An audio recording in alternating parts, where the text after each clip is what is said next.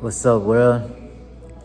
This is David Garcia, and I'm getting at you guys to let you guys know how I'm doing in rehab.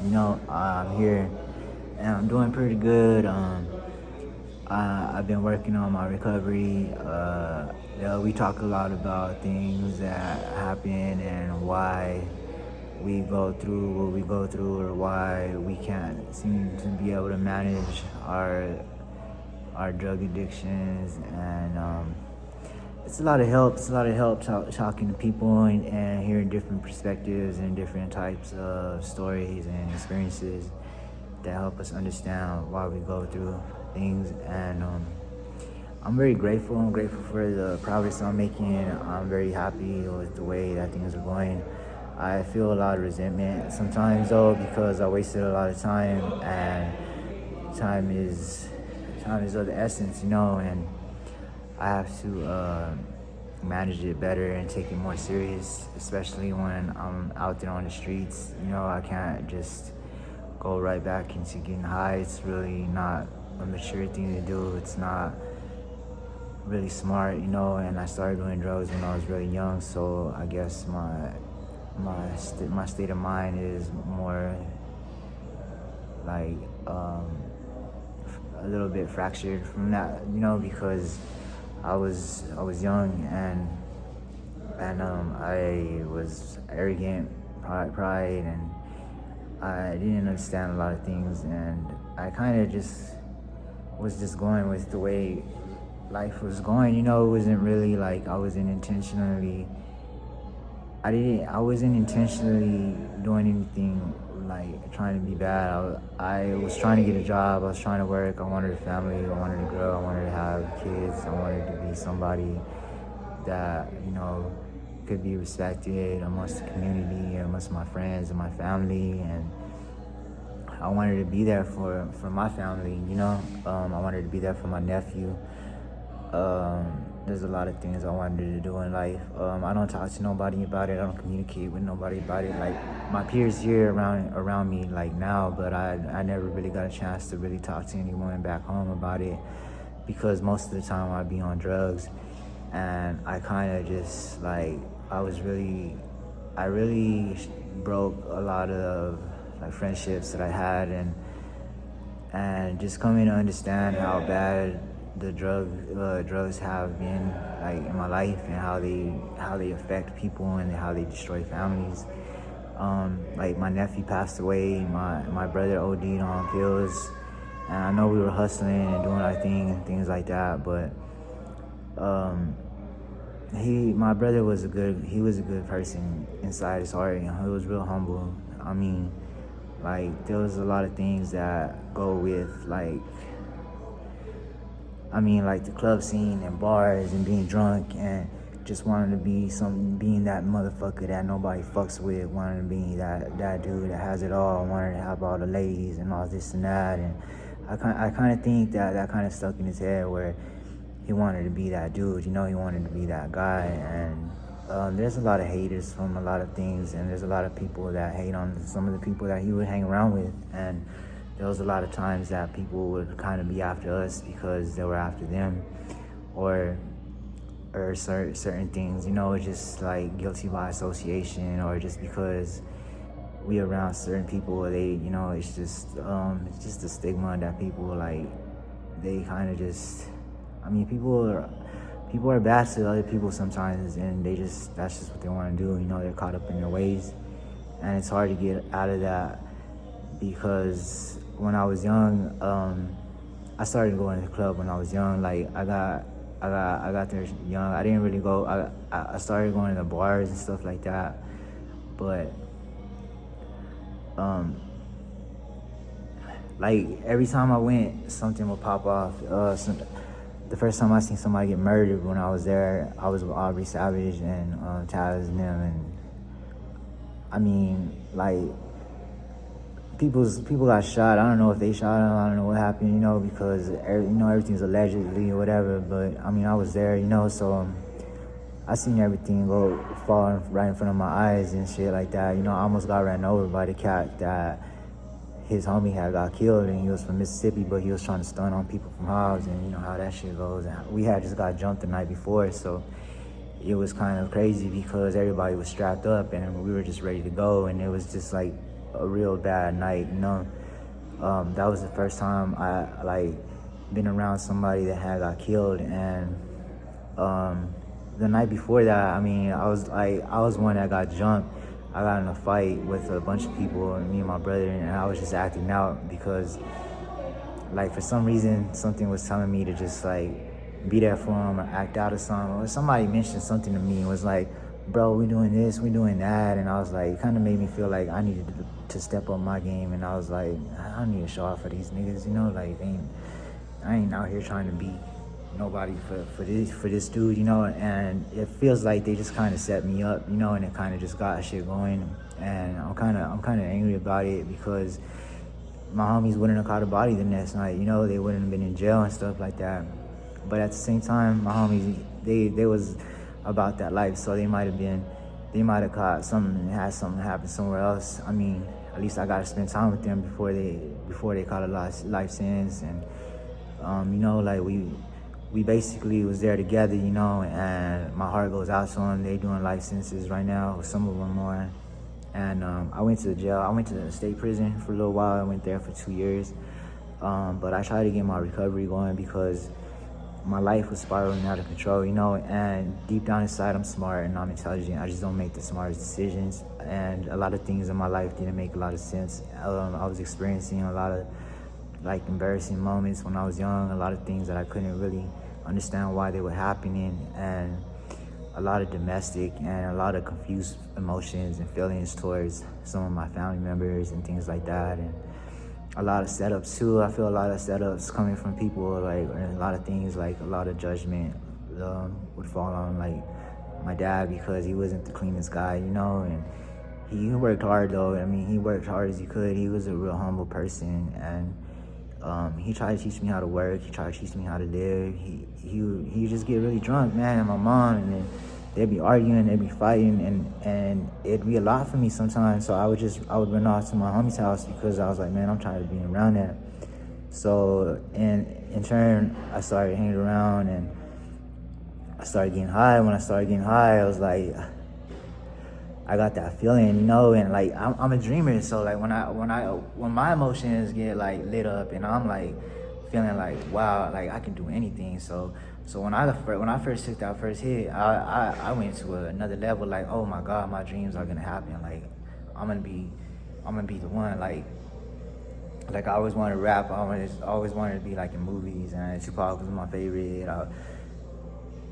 As a kid, I wanted to fly. You know, I wanted to be like Spider-Man. You know, so when I felt that high, like I just felt like anything was possible. At the same time, I was just so like blind to like what was going on with me, you know. Like I was hidden from maybe like traumatic incidents because I started drinking when I was like I got drunk when I was like 6 or 7 years old, and I got really drunk, and my brother was mad, you know. He was really mad about that, and I kind of talked to him about it, but he just didn't want to talk to me. But he was older than me and he was already gonna have a baby. But at the same time, I was kind of like confused in ways because I mean, it was about the hood, it was about gang, you know. Like it was about like what we're just gonna be like the streets is gonna make us and stuff like that. Like and I learned, he taught me the best that he could, you know. My brother Daniel, my brother Joseph, he was more about like getting about the hustle and being about the crew and trying to like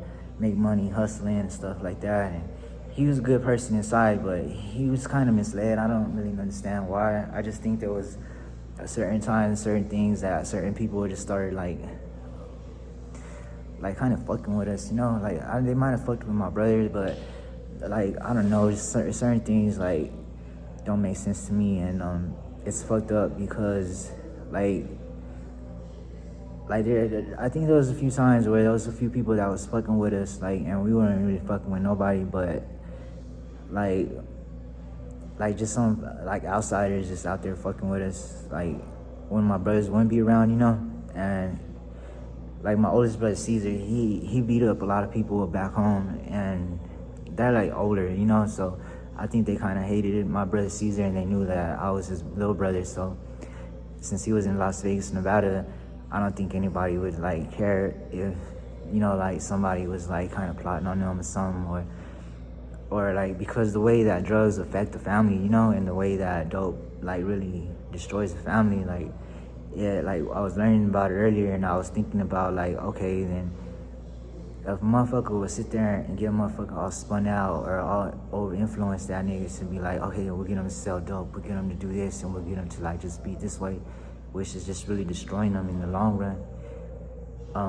They win because they'll be like, the family falls apart, and then the little brother's all strung out on meth, and he's all fucked up on the streets, and then everybody is just like laughing and fucking, and it's just like a really sad sight. And I don't know if that's what it is. It's just there's a lot of questions in my mind, because I wonder, like, I think about how my mom got kidnapped, how she ended up in Colorado and almost passed away. Did they do that to her on purpose, or to hold me back so I wouldn't know some things? Or like, there's a lot of things I don't know, so it gets me to where like I have a problem understanding a lot of things, and I get a lot of I start to think about stuff, so I question it, and I question it through so many possibilities, because I see so much stuff happening in the world, and I feel a part of it like so much, and it feels great, and at the same time it feels bad, because it has, as good as it feels is as bad as it's gonna feel, like, because it has like it's opposite, like, and it just opposites itself sometimes. So some days it's real good, some days it's real bad, and like I just I just want to know, like, I just I don't know, I just don't know how my nephew ends up getting killed, like, was he bad? Like, nobody talks to me like, oh, they was beefing. I never really got any closure from it. I didn't get to see him when he passed away. And like, I think I got so sad that I wanted to see my nephew, I wanted to see him smiling. And like, for some reason, when I get locked up and I'm in jail, like, my mind does not really function well, like, with all the walls around me and not really being outside. And I understand that I'm locked away and I'm not around like society and around people, so I get like in this like this feeling like I don't know, like, what's going on, so I start tripping and shit. So it's hard for me to like really just be like I don't know how to explain it, like just normal, like, because sometimes my imagination just runs wild, so there's times I'll just be talking about random shit, and I was talking to my mom when she was at the funeral, or she was there, or when she was gonna go to the funeral, and I wanted to see him smiling, and I think my mom took a picture, and while he was in the casket of him, and I seen it, and I think that really traumatized me, like, really bad. And I'm sad about it, because I'm hurt about it. And I think about shit like that because then I think about the times when I was at the club. I think about when we got in a fight with some other cats. I think about the girl that I was trying to be with, and that she was trying to be with some other cat, and I tried to be with her, and I was telling her this and that, and I kind of just like I misled her, because I just wanted to smoke crack. I just wanted to get high, and I really liked her, like my heart was to get a job and be that dude for her, but like I couldn't never get it right. And eventually, like, she left me, or something happened. I don't know if she just wanted to let me go so that I can go do what I wanted to do, or what happened. Like, my heart goes out to her, like, I just want to get my life together so that I can be a better person. So I could be that better person. When my nephew passed away, there was a lot of things that, it was hard for me. Grief. I was struck by grief already from my brother passing away. He was my best friend in the whole world, and when he passed away, I was broken. I was broken, and it was vulnerable. I was vulnerable. I didn't realize how open my house had become. Like, everything just got open. Like, and I don't know if there was just people that thought or were like thinking that this was happening or that was happening, so they just kind of like just ran to us and just like try to just destroy us or something. And then I don't understand, like, a lot of things I'm not really enlightened about, like nobody's really talking to me about. So all these questions are coming up because like I know inside my heart that I never did nobody that bad, you know. Like my dad never did nobody that bad. My brother, I don't think he did anybody that bad. My brother Biggie, I mean, he had some haters. He had some haters. I mean, he had a little bit of haters. Um, I mean, I might have had some haters too because I was breaking into houses when I was high on crack, and I was burning bridges, and I was just destroying like probably good, positive, healthy relationships that I could have built. And I feel a lot of resentment for that. I don't know if that's why maybe I got X'd out or something, you know, or just like, and I'm not giving myself any justification for things I've done. I'm trying to just ask. I'm just trying to put it out there that I was young. Like my mind wasn't. I wasn't like thinking right. You know, like it took me a while to just start like realizing that I was causing pain and I was causing hurt. You know, like I don't know. I'm doing this. I'm freestyling this right now. So, like, I'm getting out a lot of likes, and I'm kind of nervous, and I'm saying like repetitively, but I'm trying to get a little bit more focused because it's my first time just really talking. So,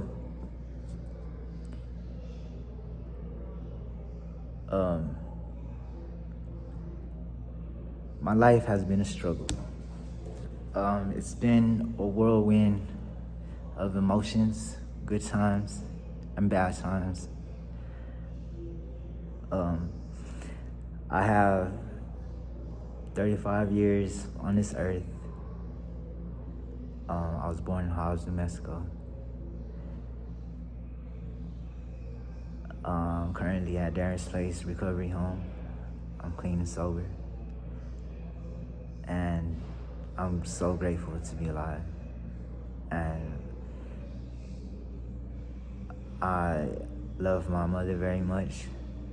I love my brothers very much. I miss my nephews and my nieces. They're the most important things in my life right now. Also Zendaya, she's so beautiful. She's amazing. And myself as well. So I have to keep myself disciplined, structured, and I have to give myself some respect because I made it this far. And my addiction is held me back in ways that I wish it would have never done, but I'm here now. So my mind state, my mental state as healthy as it can be at this point. I'm working on getting 2 years sober so that I'm almost 100% sure that I'm making good, smart decisions, and I'm doing my best to try to take it as serious as I can. I don't want to end up losing my mind. I want to be able to channel my dreams and ambitions, my potential, channel my conscience to success, fortune, fame, charity. I want to be virtuous. I want to fly with the angels, you know. I want to fly high in the sky, in the jets. I want to be at the 9 Super Bowls, you know, win or lose. So I ended up incarcerated in federal custody. I did 4 years during COVID, and after the Niners and Kansas City Super Bowl. I get in my mind about it sometimes because it's funny to me that they just sent me to Kansas City, like Springfield, Missouri, like an hour away from Kansas City. Like heart of the nation or something they call it. And I was like, what y'all talking about, you know? And I was heartbroken because it took them about a year to get me, or a year and a half to get me there. So I did a year and a half in county. I was shoplifting. I shoplifted a hammer and 2 packs of batteries. I was on the streets at a bus stop or somewhere around this one spot, and somebody said, "Hey, go get a pack of batteries and a hammer." And I was like, "All right, cool, I'll go get some." I wanted like a little shot so that I could stay up for the rest of the day, or so that I could go to sleep, wake up, and get high, so I wouldn't have to go do nothing. And I wasn't robbing any places. I do kind of feel bad that people just came up to me and kind of just set me up for failure. Um, I wasn't trying to be a jerk to anyone. I wasn't trying to be fucked up towards anyone. Um, and anyways, I messed up because I didn't think about how they would perceive me taking a hammer and 2 packs of batteries at the auto store, So at first it was COVID, so I put a shirt around my face so that I wouldn't be like getting the COVID stuff going. But it looked bad because it looked like I was trying to wear a mask, and then I couldn't really breathe, so I went and took my shirt off outside and put it back on. And I went inside and I took the hammer and the battery. I took the hammer, but I had the hammer in my hand, and I tried to put it under my pants. I didn't lift it, I didn't swing it, was not aggressive, but I said some cuss words, and I had let the store manager, I said, "Get the fuck back," And I might have said that, I don't remember because I was high, but I wasn't really being aggressive. But I understand when somebody's on drugs, they look really kind of messed up. At the same time, I feel an injustice because that's how I feel, because it was 4 years. And I took 2 packs of batteries, but they hit me with armed robbery, and the state kind of dropped the charges and they sent me to the feds. So prior to that, I guess I went to like a different auto spot, and my homie tried to fucking gank them, and he was like being aggressive and angry towards the clerks and trying to make like a big old scene and shit. And it kind of looked like I was with him, and I wasn't. So it just kind of put heat on me, and I'm like, bro, like I'm not even trying to do none of that shit, right? I'm just trying to make it. I'm just trying to get by. I'm not trying to spend my entire life in jail. Like, I understand I'm on the streets right now, but at least I can walk around and just go places, right?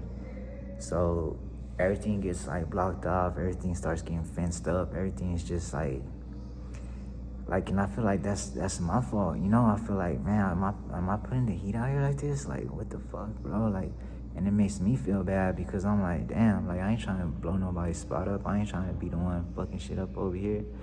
I wasn't trying to be the one fucking shit up in my family's house, But for it to be ran back on me like over here, like that's just like messed up too, I wasn't really trying to do nothing like that. And it bothers me because like no one's really ever just sat down and talked to me about anything like that, Like, instead it just like, we just watch them do it, And I don't understand if that's because someone's trying to make me look like the fucked up one, or I don't know, And so I did 4 years. I ended up in Kansas City, Missouri, or I ended up in Springfield, Missouri.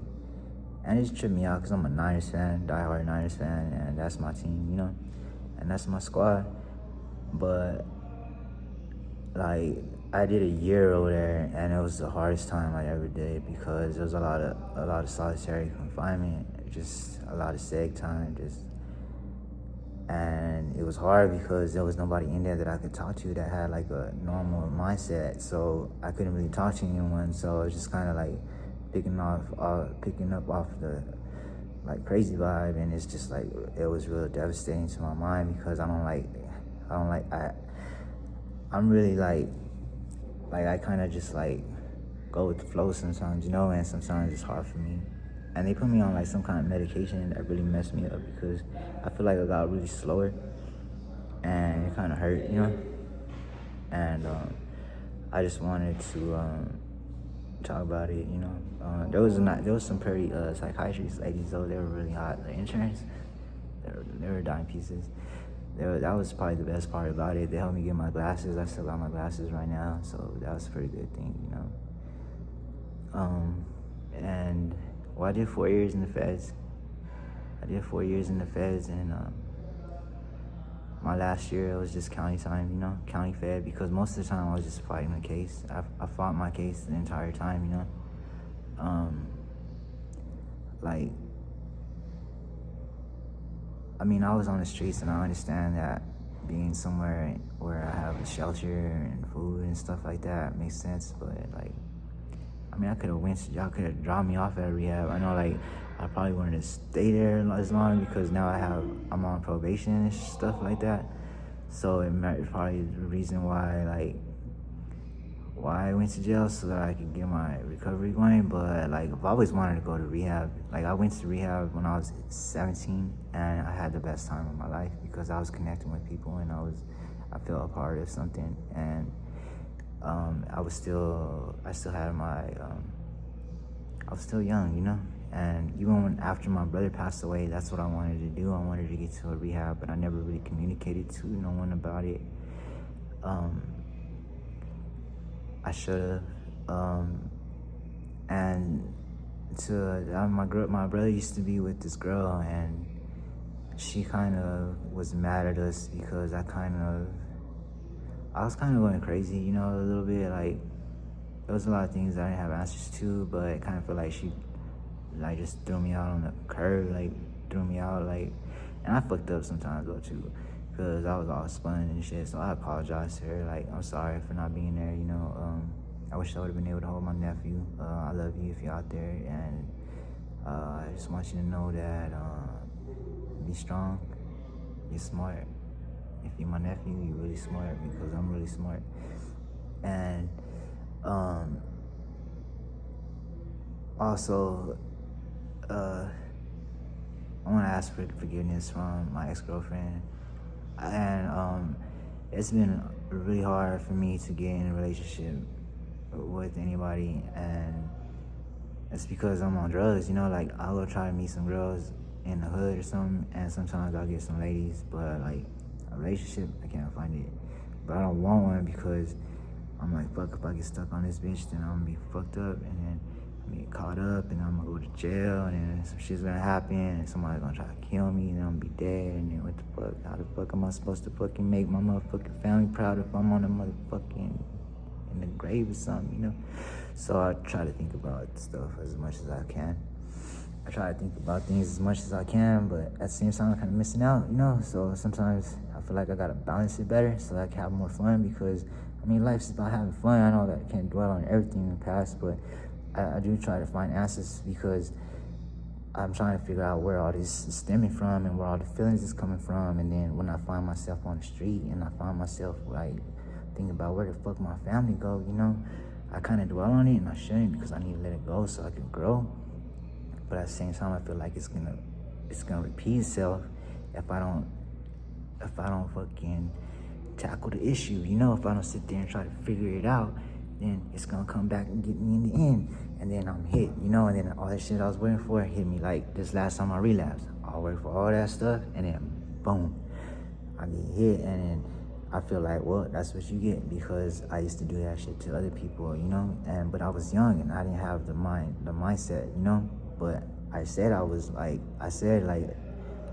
grown or whatever. I said I could handle it, but at the same time, I said that I wanted to leave because I knew that I could not be there, because if I stayed, that it wasn't gonna get any better.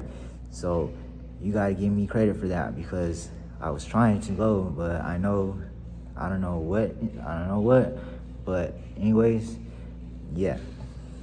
And from that point, okay, so besides that, that was just a little bit about to my ex-girlfriend, you know, and um, so I ended up in Darren's place, and so before that though, in 2015, after my nephew passed away, I seen his pictures in Daya, right, and I was kind of high, so well, I wasn't high at that time, but I seen the pictures in Daya, so I was like, I gotta chase my dreams, and anything you want, you can have, you know, go chase your dreams, bro, like, let's get it, you know, because I was in a sober living house, so I was like, and the dude was always like, I'm a millionaire, so he'd always get me inspired, so I was like, all right, cool. So I seen this pictures in Day. I was like, damn, she's hot, you know. Like I want to be with her. You think that I can have that? And I was like, bro, you can have whatever you want, you know. We just gotta work hard for it. And I was like, dang, all right. So that's when I set in my mind. I planted a seed. I was like, that's what I'm gonna go try to get. You know, I'm gonna try to be with Zendaya because she's so fun, right? And she's so smart and intelligent. And she's really talented. And so since 2015, that's kind of been on my mind. But I did a lot of jail time, and I was in prison a lot, and I really couldn't get right. I was dealing with a lot of hidden trauma, a lot of traumatic incidents in my life, a lot of things that I really couldn't understand. And then sometimes I feel like I'm attacked, you know? Sometimes I feel like it's spiritual warfare, and it's an attack on who I am inside, and the destroyer part in my brain kind of like attacks me, you know, and knows what's gonna make me hurt, what's gonna make me feel bad. So then it kind of just like gets like put out whenever like I'm too high or something, you know. And then like I just gotta keep myself focused, you know. I gotta keep myself focused and on track. But for the most part, I'm doing really good. I'm alright. I'm taking my Nariva pills, so it's helping my brain with my memory and stuff. So I'm taking my anxiety pills. To my brother Danny, I love you, brother. To my brother Caesar, I love you. To my brother Alex, I love you. To my brother Abel, rest in peace. I love you so much, brother. I wish you would have talked to me some more. I wish you guys would talk to me some more because we get some answers to all this bullshit. Because it feel like a bunch of bullshit was going down, you know? Like, because it feel like some shit was going down that like let's get this shit right, because like hold the fuck up. But nobody talks to me about nothing. So I'm like, what the fuck, you know? And yeah, I just want to get my life together, yo, so that I can go get my queen, you know. Gotta go crown my queen with her crown, you know, because I'm after them diamonds, you know, because, you know what I'm saying, like I'm a niner, you know. So that's what I'm doing. I'm digging in motherfucking mountains so that I could get my diamonds, my goals, so I can be consciously connected to the conscience, and I can perceive precepts from the Almighty God, from the Lord, after I be blessed and virtuous, and I have a strong mindset. And the only thing is, my reputation is gonna mess with me because I did a lot of wrong when I was young, you know, and a lot of times passed. So it's gonna be really hard for me to be able to convince really established people that have worked hard and tried to earn that respect and that honor, and that's gonna be something that's gonna be really difficult for me to conquer. So I think about things like that sometimes a lot too when I'm on the streets. I'm like, not everybody's gonna like me, you know. So it's hard for me to think about sometimes. It's just a moment. It's a moment right here. Just a moment. I love you, Will. God bless you. God bless you so much. I'm gonna finish it with a verse out the Bible.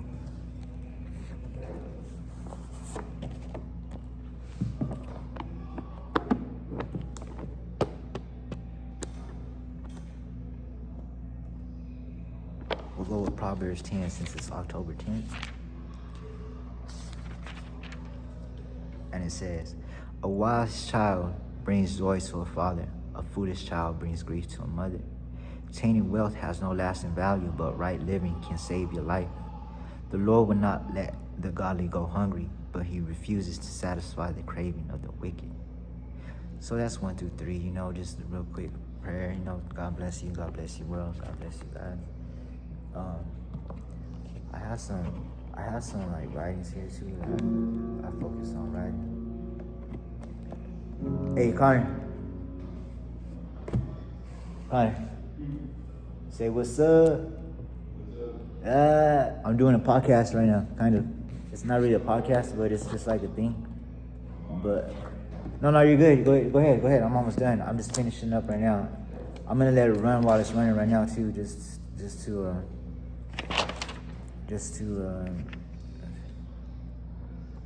close it around, you know. So, all right. So check it out. It goes like this. Mirror my image. I am the shining sun, the wind guiding and giving power to the feathers of your wings. Your halo blesses and bestows my letters. The hammer hits the back of the shell casing from a loaded bullet and has no name. No mind when destruction is your aim. And the family is forever changed. The ways of the world are embedded, hearts full of vengeance. Blocks filled with cocaine. How do I start a family knowing they'll be okay? The streets, the world is full of armies. Every corner I bend.